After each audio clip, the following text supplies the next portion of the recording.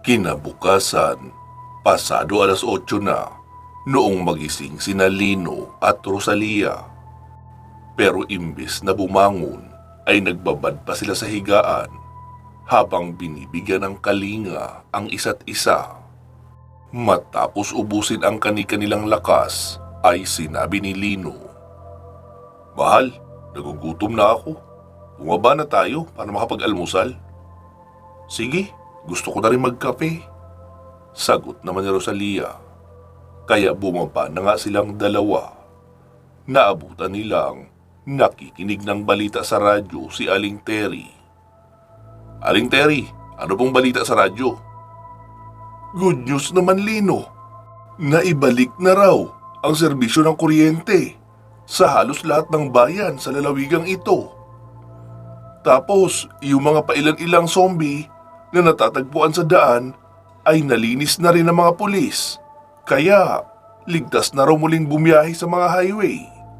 Pero, pinag-iingat pa rin siyempre ang mga tao. Baka raw, may pailan-ilan pa ang nagkalat at nakapagtago sa mga masusukal na bahagi. Kaya, mamayang tanghali ay magpapahatid na kami papabalik sa bahay. Siguradong marumi na ang bahay. Sina Margarita at Sian nga ay sinundo na ni Manuel. Mukhang ligtas na raw kasi. Pero papanatilihin pa rin nila ang barikada sa entrada ng barangay. Ginawan lang nila ng harang na madaling alisin kapag may mga lalabas na motorista." "Ah, ganun po ba? Tama po yung ginawa nila, Mang Manuel. Nasaan po ang iba nating kasama dito ngayon?" "Nasa dagat na sila, naliligo." "Ah, okay po. Mag-almusal na kayong dalawa. Daing na danggit lang at pritong itlog ang niluto ko, ha? Nariyan sa kalderong nakasabit ang itinira ko para sa inyo. Mamayang tanghalian naman ay may paksiw na tambakol dyan pang ulam natin. Nakabili kami kaninang umaga sa mga mangingisda na dumaong." "Wow, ang sarap po niyan." "Oh, sige na, Lino at Rosalia. Kumain na kayo. At magwawalis lang ako sa may harapan banda nitong bahay. Bihira malinisan roon eh. Maya, tara, samahan mo ako roon sa harapan." Agad na ngang nagtimpla ng kape si Rosalia at naghain ng pagkain para sa kanila ni Lino. Makikita ang saya sa mukha ni Rosalia dahil panay ang ngiti nito sa tuwing magsasalubong ang tingin nila ni Lino. Ilang saglit pa habang kumakain sila ay nagring ang cellphone ni Lino. "Hello, Rafael, bakit?" "Lino, akala ko ba darating kayo rito kahapon? Narito na sa Santa Barbara ang grupo ni Benny." "Ah, ganun ba? Pasensya ka na, Rafael. Galing kami sa San Sebastian kahapon. Dinukot ng mga aswang, si Mira at ang anak nila ni Alfred. Kaya iniligtas muna namin." "Oh, kumusta na sila?" "Ayos naman, nailigtas na namin." Si Tio Doming?" "Ayos naman siya. Hindi naman siya kasamang dinukot. Tsaka naroon din naman si Lolo Ino sa San Sebastian. Nagpaiwan. Kaya kahit papaano ay may makakatulong naman sa kanila. Nagkataon lang na kasama ko ang mga elemental na pinagbantay ko sa kanila roon. Kaya nakapasok ang mga aswang na may kasamang albularyong kaliwa. Iyon din ang naging dahilan. Kaya walang naging laban si Lolo Ino at marami rin ang dumating ng mga aswang. Huwag mo na silang alalahanin roon. Tsaka nagpagawa na rin kami na mas malaking bahay. Nagawa sa solidong semento at maraming bakal para safe rin sila roon. Kapag natapos na ang paggawa noong bahay, ay mas magiging ligtas pa sila roon. Maraming salamat, Lino, ha, at kinupkup mo sila. Malaking bagay na naroon sila sa puder mo kaysa doon sa bundok. Mahirap na nga ang buhay, wala pang proteksyon sa mga aswang na mapapadaan." "Wala yun, Rafael." Lino, kailan pala kayo pupunta rito?" "Bukas na, Rafael. Medyo matindi ang naging laban namin sa Santa Clara noong iligtas namin si Mira. Halos lahat kami ay nawala ng malay. Si Tingting na nga lang ang nag-uwi sa amin papabalik ng San Sebastian. Kaya kailangan muna namin magpahinga ng kahit isang buong araw lang. At ngayon ang araw na iyon, bukas ng tanghali ay tutulak na kami papunta riyan. Nakahanda na ba ang plano at mga armas natin dyan? Actually, hinihintay pa namin ang delivery mula sa supplier namin na taga Bohol. Pamilyar ba sa'yo ang pangalang Hector Argente? Oo. Parang pamilyar sa akin ang apelido. Argente ang apelido ni Magnus. At ang alam ko nga ay firearms at ammunition ang negosyo nila. Baka itong tatay nga ni Magnus ang supplier namin. Tatanungin ko rin. Darating daw sila mamayang gabi kasama ang kumpare niya na ex-military na pari na ngayon. Oo, Rafael, yan nga ang tatay ni Magnus. Dahil may ninong rin si Magnus na madalas niyang makasama sa mga misyon dati. Ex-military daw iyon at kura paroko na ngayon. Ah, ganun ba? Sige Lino, pahinga kayo ng mabuti dyan. At mag-iingat din kayo sa pagbiyahe niyo bukas. Tawagan niyo ako kapag narito na kayo sa Santa Barbara para mag-guide ko kayo kung saan kayo tutuloy. Okay, sige Rafael, salamat. Sige, bye Lino.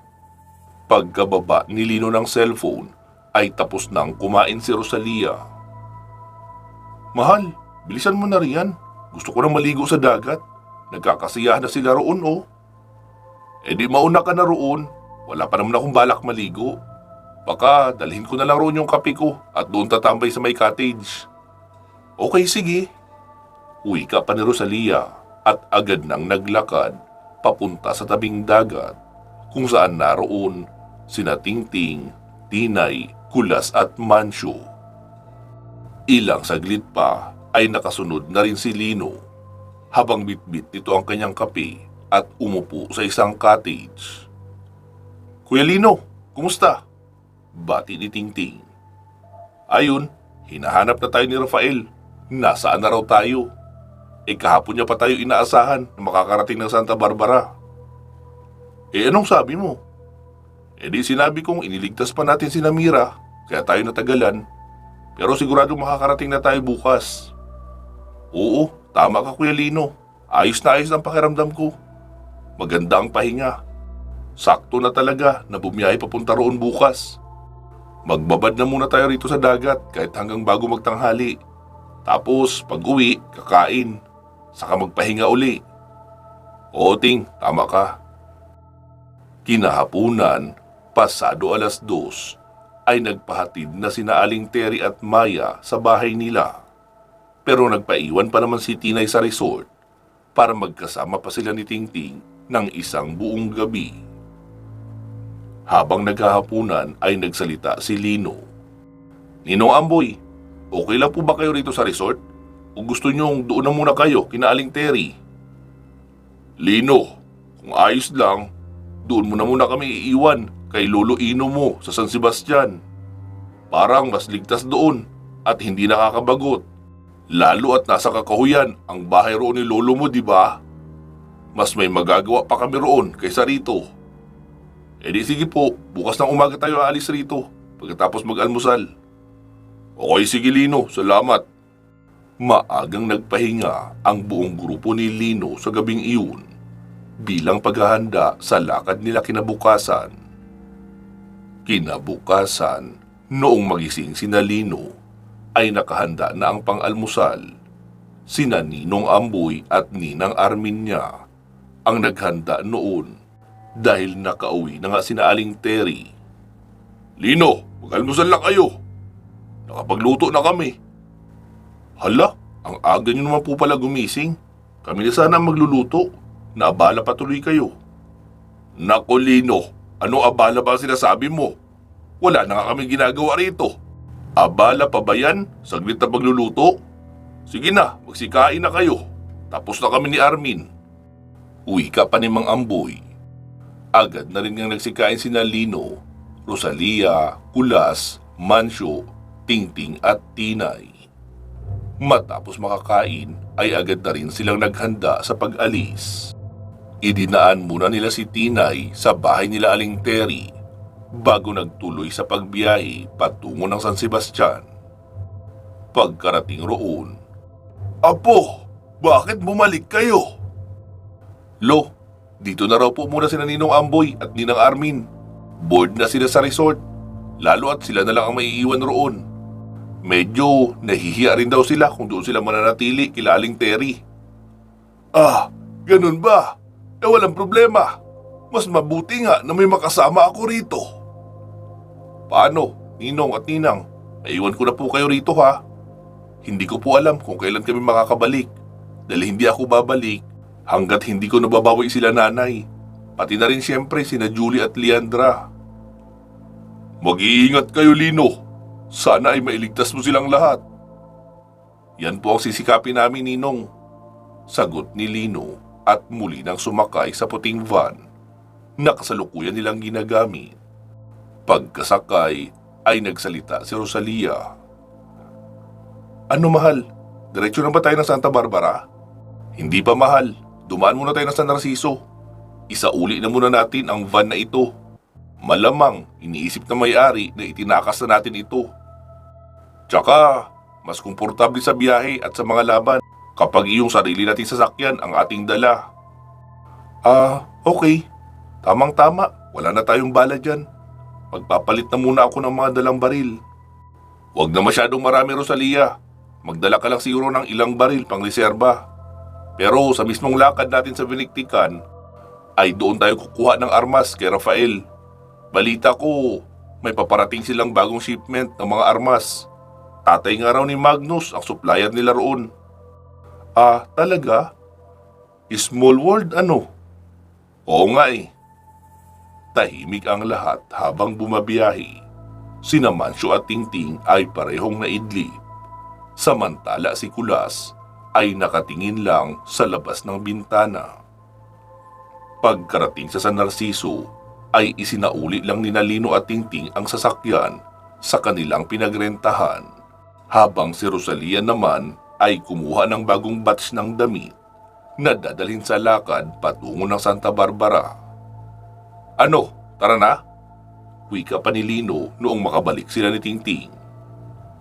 Oo, ready na ang sasakyan. Magpagas na lang muna tayo. Naglagay na ako dyan ng mga supplies natin. Tingting, ikaw na muna magmaneho. Sabi naman ni Tingting. Sigurado ka? Baka naman hindi tayo makarating ng Santa Barbara. O kung makarating man tayo, bukas pa dahil sa bagal ko magpatakbo.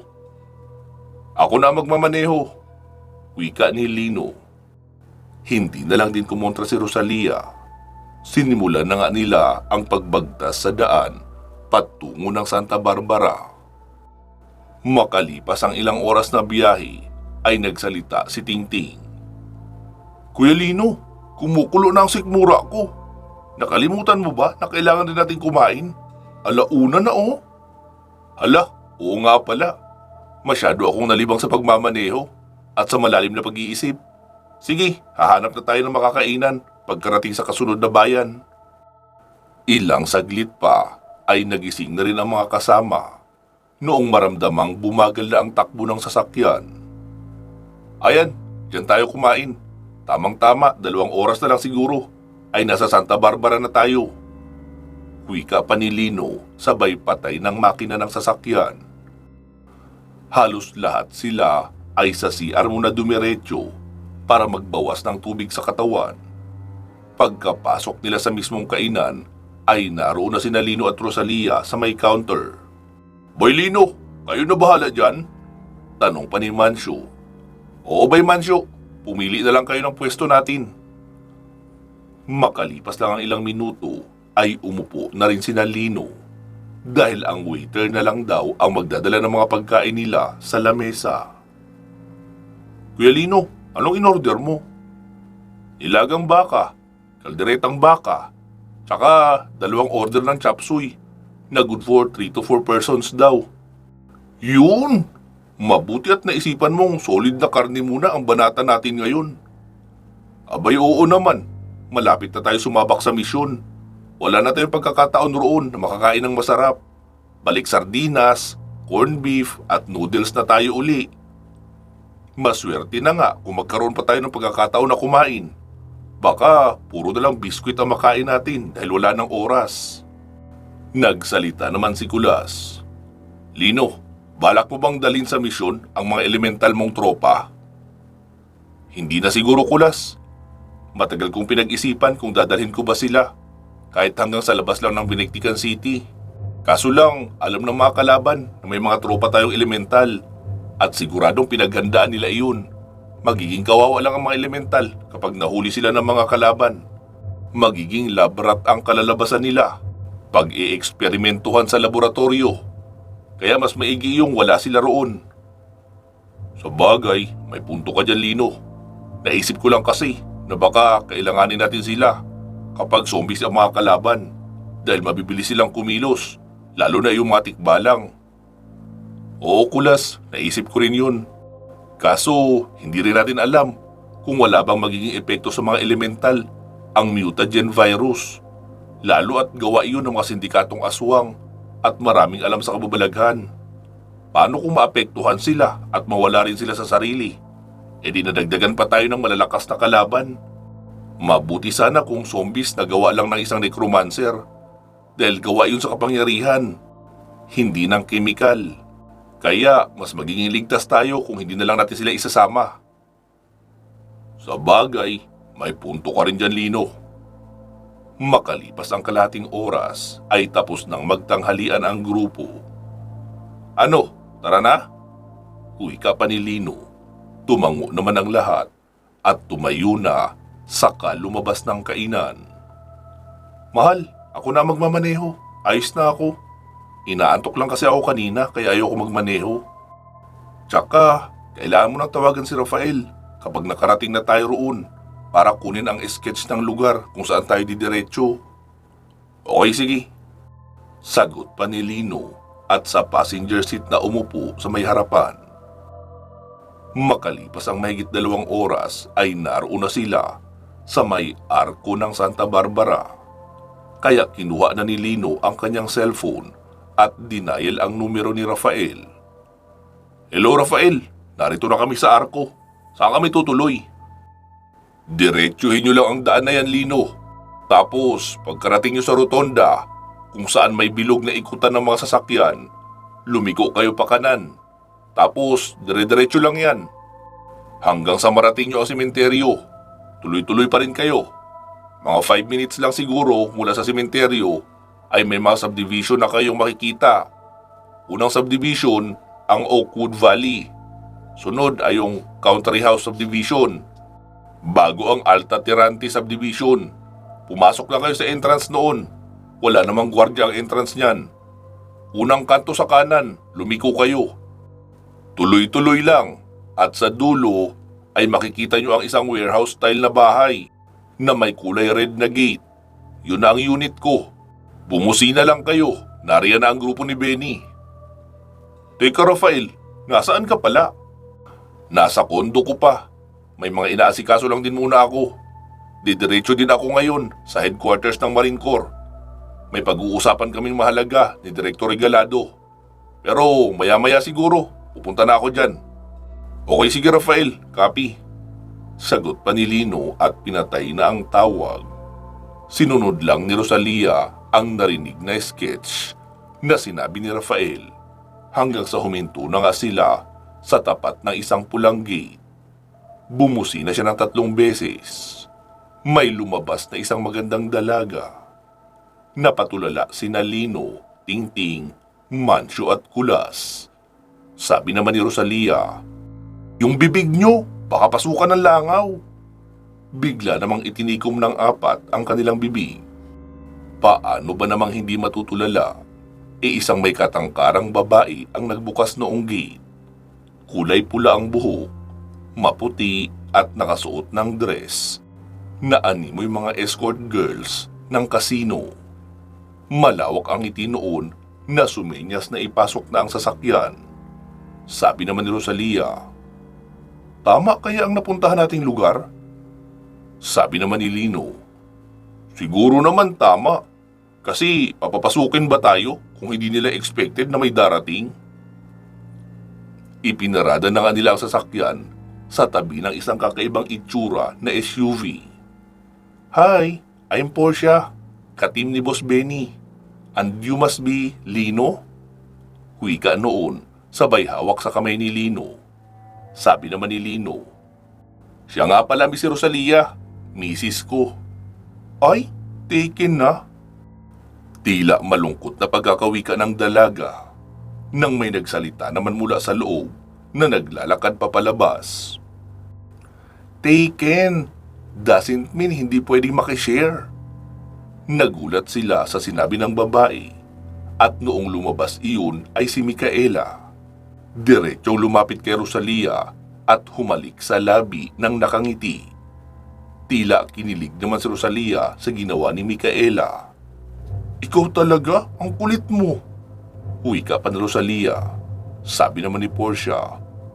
Magkakilala na kayo? Oo naman. Maraming beses na kaming sumama sa misyon nila Lino. Si Lino ang pinakamabangis na babaylan na nakilala namin. Kahit itanong mo pa kay Benny. Kasama si Benny sa digmaan sa bundok ng San Agustin. Sabi naman noong dalaga. So, siya pala ang Lino na sinasabi ni Boss Benny na parang isang opisyal lang kasundaluhan kung magplano. Dapat pala makasama kita ng mas maraming oras. Baka marami akong matutunan sa'yo. Lalo na kung tayong dalawa lang. Sabi naman ni Micaela. Dumaan ka muna kay Rosalia bago ka makakarating kay Lino. Sabay yakap sa bewang ni Rosalia at dinala na sa loob. Let's go inside guys. Uwi ka naman ang dalagang si Portia. Sabi naman ni Mancio. Ganito ba talaga ang mga misyon nyo, Boy Tingting? Palaging may kasamang magagandang bebot? Oo. Lalo kapag mga taga Marine Corps. Hindi kasi sila normal na mga sundalo. Elite squad sila. Kaya dapat flexible ang mga tauhan nila. Pwedeng ipadala sa mga secret mission na hindi mapaghihinalaan na tauhan ng gobyerno. Kaya ayan, nakita nyo naman, aakalain na babae sa kasino o sa mga beauty pageant ang itsura. Parang ang sarap sumabak sa gera kung ganito ang makakasama mo. Uwi ka ni Mancio. Hindi rin ba'y Mancio? Kasi kapag nasa laban na rin talaga ang isip mo eh. Tsaka, sa simula lang naman na ganyan ang tingin mo sa kanila. Katagalan, masasanay ka rin sa itsura nila. Hanggang sa maging normal na lang sa'yo ang lahat.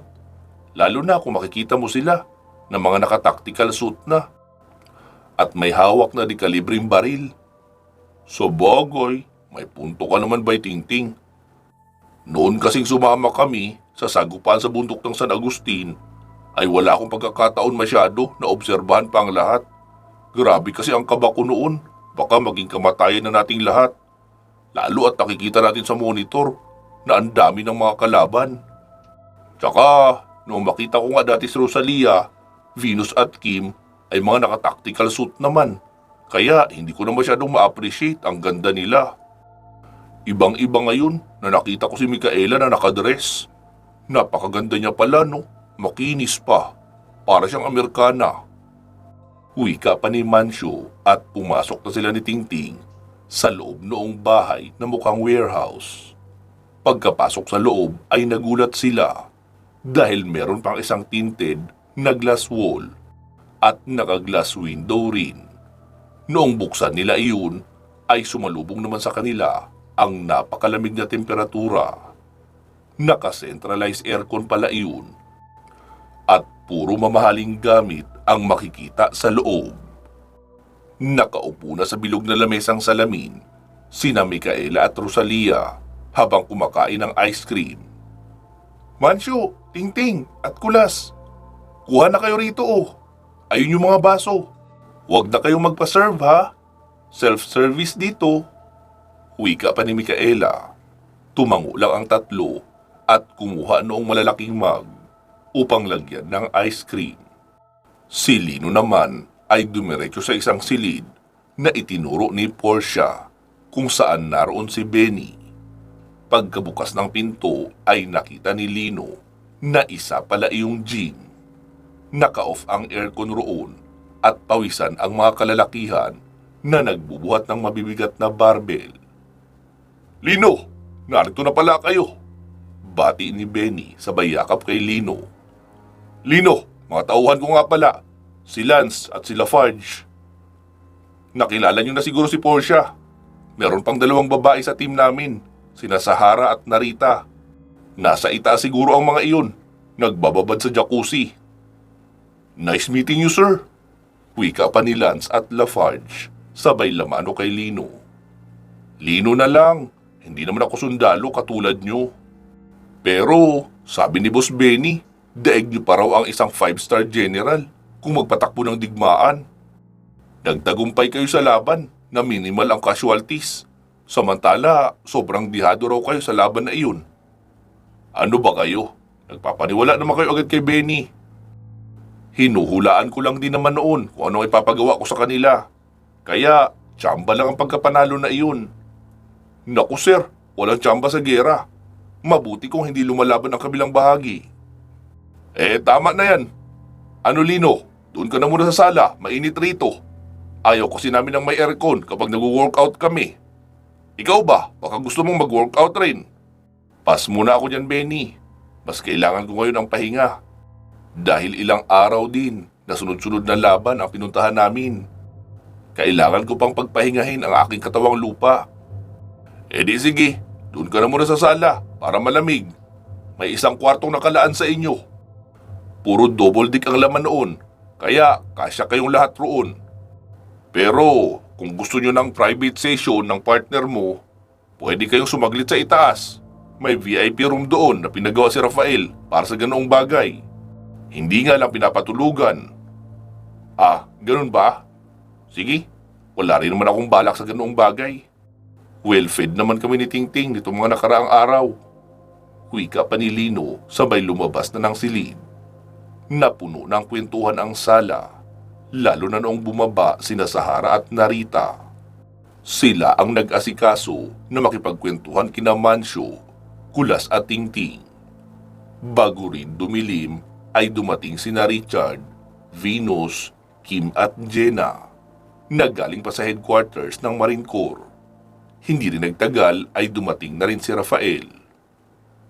Since nandito na ang lahat, pag-usapan na natin ang plano. Lino, mag-suggest ka na lang kung may maidadagdag ka sa planong ginawa ko. Ito ang mapa ng Santa Isabel, San Ildefonso at Vinictican City. Kaya kami nahuli ng dating dahil nakipag-meeting pa kami kay Director Regalado.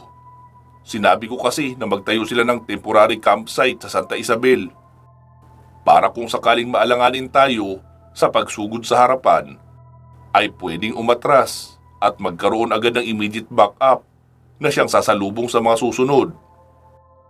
Kaso, sa huling satellite scanning namin, sa mga magkakasunod na mga bayan, ay nagkalat na rin ang mga infected sa Santa Isabel. Kaya sinabi kong salubungin na agad ang mga infected roon. Santa Barbara na ang kasunod na bayan. Mahirap kapag nakarating sila rito sa Santa Barbara dahil malaki ang populasyon rito. At baka ilang oras lang ay maging zombie town na ito. Wala na makakapigil roon dahil wala namang military detachment sa kasunod na bayan. At narito ang headquarters ng Marine Corps at ang lahat ng mga agents maliban sa mga nakadeploy sa field. Ang sabi ni Director Regalado ay hihingi siya agad ng assistance sa Army para mag-set up ng 3 level na barikada sa dulo ng Santa Barbara. Last defense na ito bago kumalat ang infeksyon sa buong lalawigan. Tayo naman ay papasukin ang Santa Isabel ng 2 grupo. Grupo ni Benny ang sakanang bahagi. Bali, sa ibaba iyon ng bangin Benny. Sa mismong gilid ng mga ilog kayo dadaan. Iyon ang pinakaligtas na daan papunta roon para makarating sa San Ildefonso hanggang sa Vinictican City. Kayo naman Lino sa kaliwang bahagi. Bali, kagubatan naman ang babagtasin nyo para malayo rin kayo sa kapatagan at highway dahil naroon ang concentration ng mga zombies. Kami naman ang team ko ay magbabangka kami hanggang sa makarating sa likurang bahagi ng Vinictican City. Tawid pa iyon ng bundok.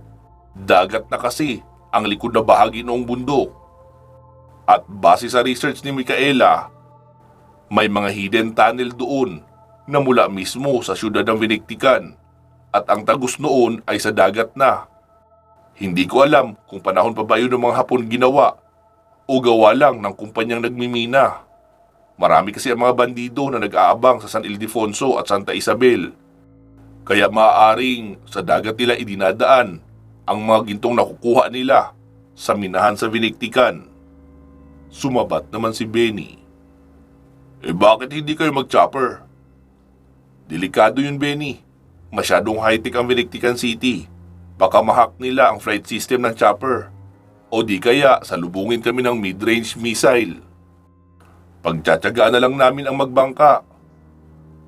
Less rin iyon sa paghihinala, lalo kung mangingisdang bangka ang gagamitin namin. Tapos magtatakip kami ng tolda sa loob para hindi mapansin ang satellite imaging nila. Raradyuhan namin kayo kapag nakapasok na kami ng Vinictican City. Sa estimate ko, kukonsumo tayo ng buong araw o higit pa bago makapasok ng Vinictican City. Hindi pa kasama sa estimated time of arrival nyo kung may makakasagupa kayong kalaban.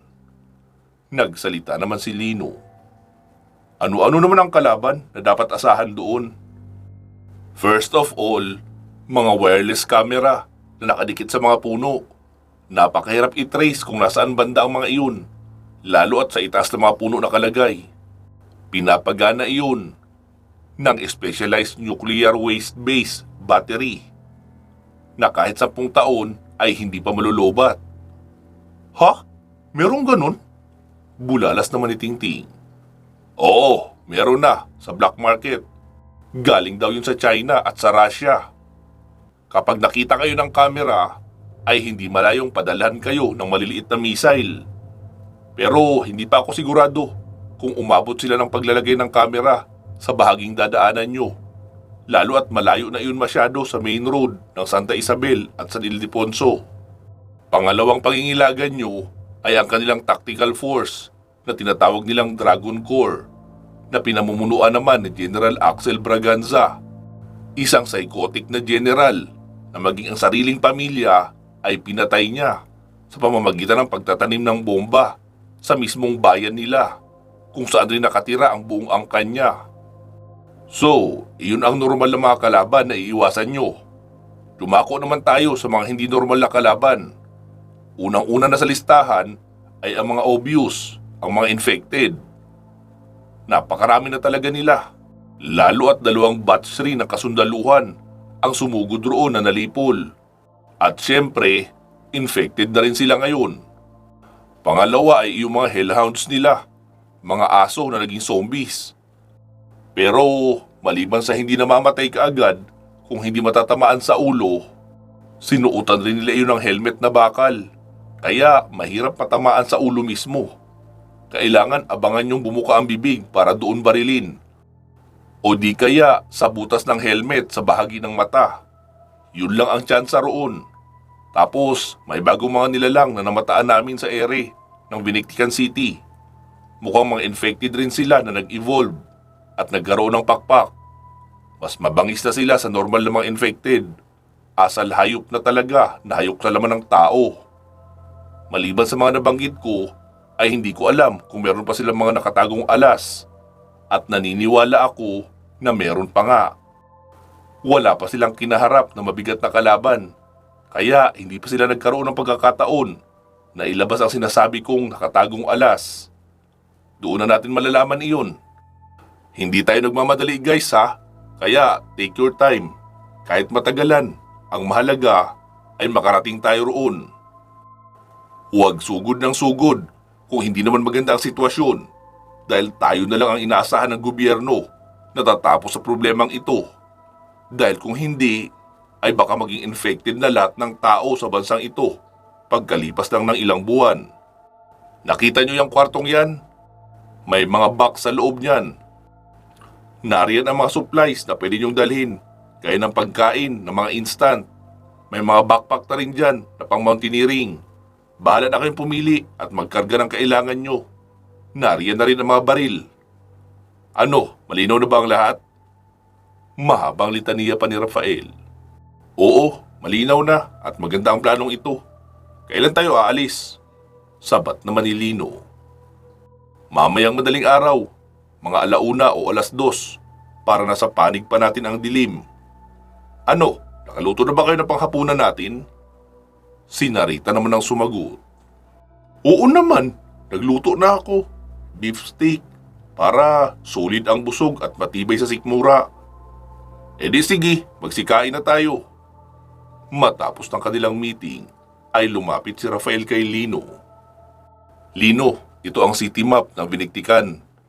Base sa pagsusuri ko, 4 na gusali ang maaaring pinagdalhan nila sa pamilya mo.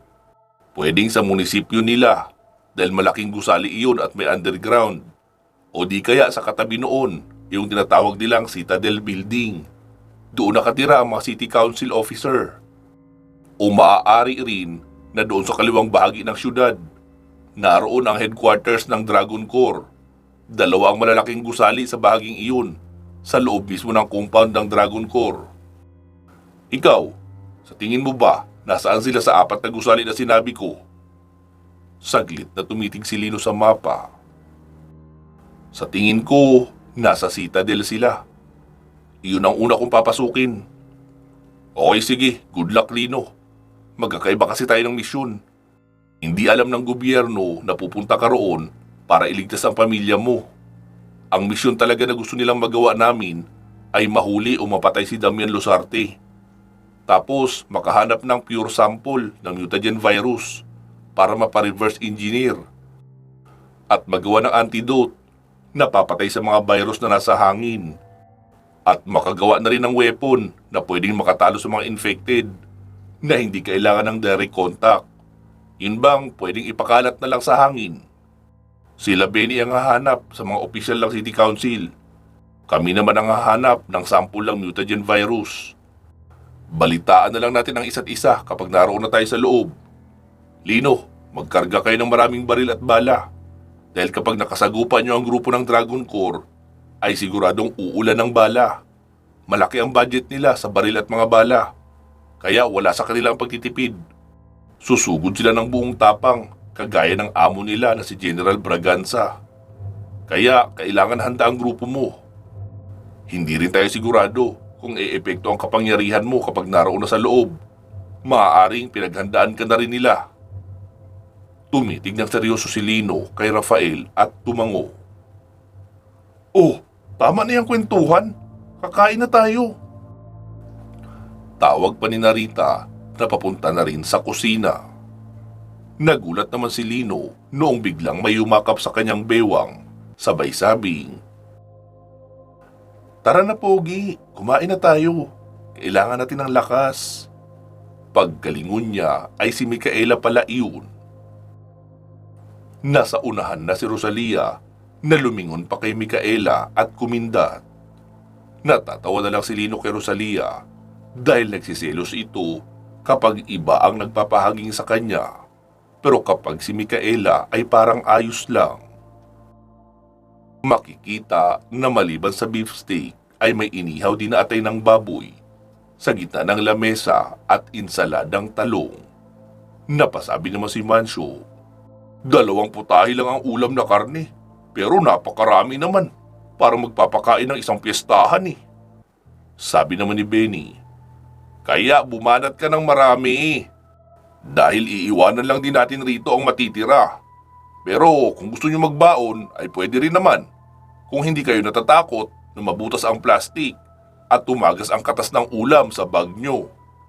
Sabi naman ni Mancio, hehehe, may alam akong paraan dyan. Kapag maraming natira, magbabaon tayo ng steak by Tingting. Sabi naman ni Tingting, gusto ko yung plano mo by Mancio. Ang sarap pa naman ng pagkakaluto.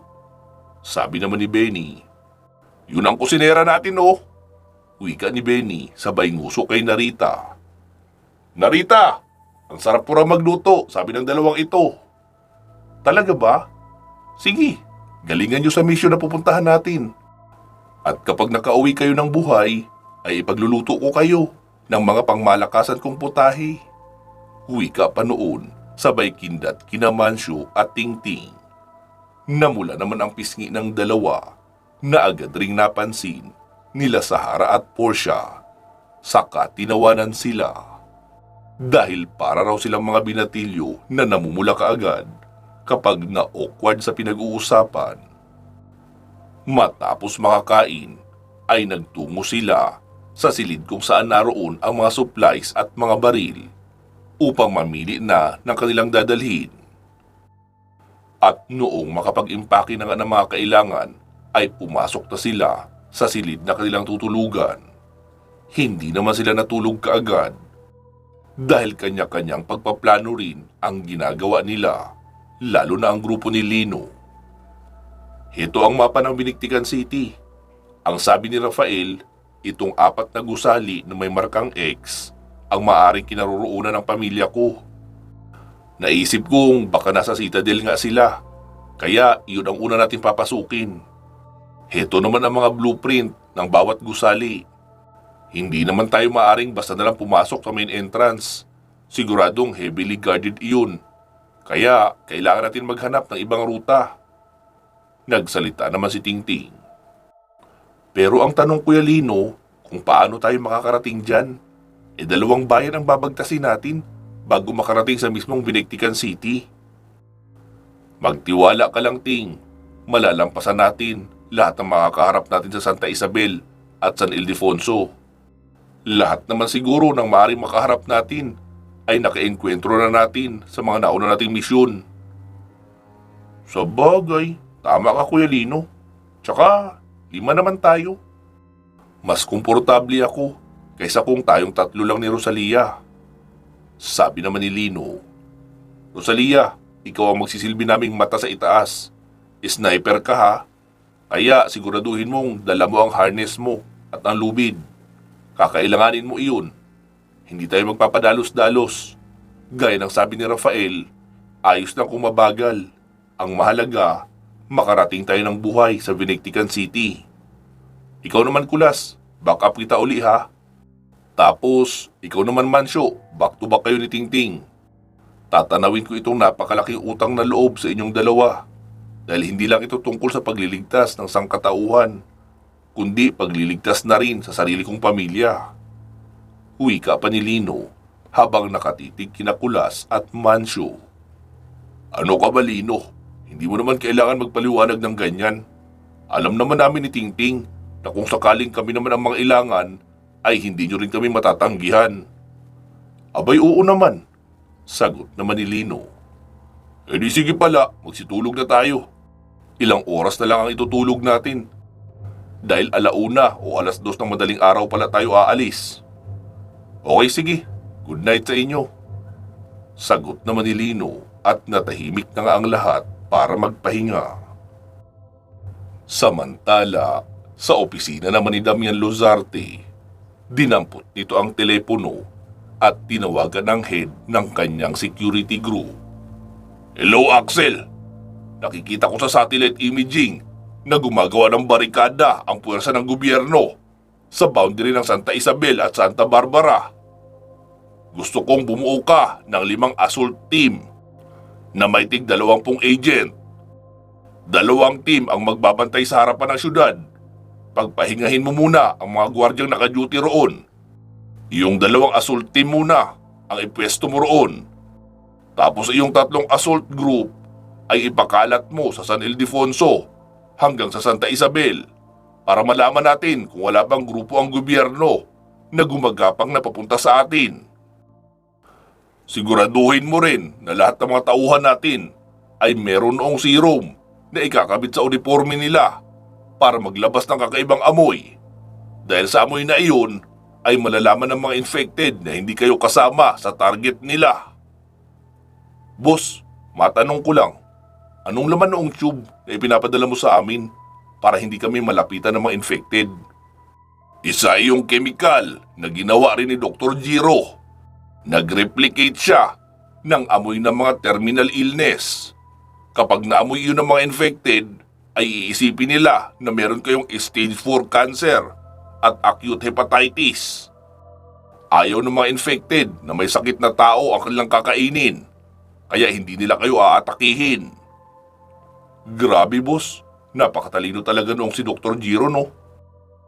Akalain mo, naisip niya ang paraan na ganun, samantalang ako, ang tagal kong iniisip kung paano kami sasalubong sa pwersa ng gobyerno kung nagkalat rin ang mga infected sa paligid. Hindi malayong pati kami ay atakihin din ng mga infected. Ngayon, ito na ang sagot sa matagal kong katanungan. Axel, wala ba kayo napapansing kakaiba sa ating perimeter? Wala naman, boss. Maging sa mga CCTV natin sa main road ay wala rin movement. Magaling. Ipagpatuloy nyo lang ang pagbabantay. Siguradong susugod rito ang puwersa ng gobyerno para tapusin na ang krisis na ito. O kung hindi man, ay baka si Lino na ang magtungo rito.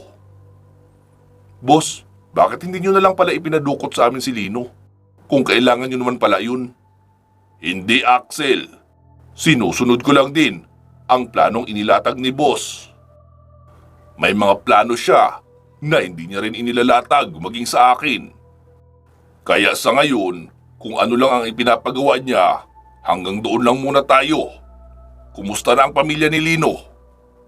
Naroon pa rin boss sa Citadel, 24/7 na binabantayan ng mga tauhan ko. Inihiwalay lang namin yung babaeng may kasamang bata. Parang may kakaiba sa bata eh. Parang madalas nilang sinisinyasan na huwag gagawa ng kahit ano. Mukhang may kapangyarihan iyon na namana kay Lino. Kaya inihiwalay namin ang ina at sinasabing kapag may ginawa siyang hindi namin nagustuhan, ay papatayin namin ang nanay niya. Nakakaintindi naman ang bata at hindi rin pumapalag. Okay, Axel, tama ka sa iyong ginawa. Expected na namin iyon na may kakaibang kakayahan ang anak ni Lino. Pero saka na namin yan pag-aaralan kung ano-ano at kung paano makukuha sa kanya ang kapangyarihan niya at malipat sa amin. Sa ngayon, si Lino muna ang priority ni Agustus. Sige na, gawin mo na ang pinapagawa ko bago pa tayo masurpresa. Kung sakaling may pinasugod na nga sa atin ang gobyerno, wala rin ako makita sa ating satellite imaging. Sige boss, copy that. Sagot naman ni Axel at agad na siyang pinatayan ng tawag ni Damian. Pansamantala po muna natin puputulin dito itong ating kwento. Magsama-sama tayong muli sa part 272. Mag-iingat po kayo palagi at hanggang sa muli.